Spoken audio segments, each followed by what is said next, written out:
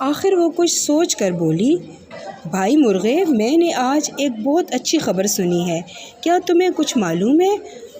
مرغے نے حیرانی سے پوچھا، کیسی خبر؟ مجھے تو کچھ معلوم نہیں۔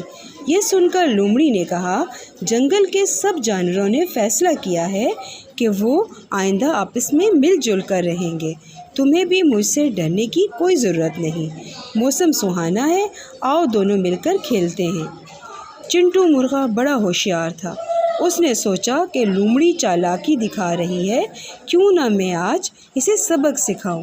یہ سوچ کر وہ بولا، خبر تو بہت اچھی ہے، وہ سامنے سے کچھ شکاری کتے آ رہے ہیں، جاؤ انہیں بھی بلا لاؤ، پھر مل کر کھیلتے ہیں۔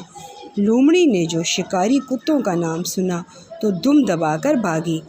چنٹو نے آواز دی، بھی لومڑی، کہاں بھاگی جا رہی ہو؟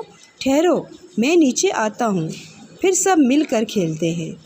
لومڑی بھاگتے بھاگتے بولی، نہیں نہیں، ہو سکتا ہے کہ تمہاری طرح ان شکاری کتوں نے بھی یہ خبر نہ سنی ہو۔ میں پھر کسی وقت آؤں گی، خدا حافظ۔ بچوں، یہ تو آج کی ہماری پڑھائی تھی۔ بچوں، دیکھا آپ نے کیسے چنٹو مرغے نے اپنی جان بچائی ہے چالاک لومڑی سے۔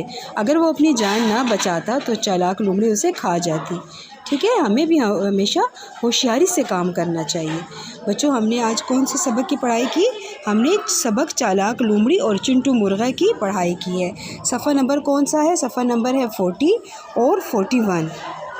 بچوں، سبق کی جماعت کے کام میں سبق کی پڑھائی ہے، اور گھر کے کام میں بھی آپ نے اسی سبق کو دوبارہ سے پڑھنا ہے، درست تلفظ سے پڑھنا ہے، مشکل الفاظ کو اچھے طریقے سے یاد کرنا ہے۔ ٹھیک ہے، اپنا بہت خیال رکھیں۔ اللہ حافظ۔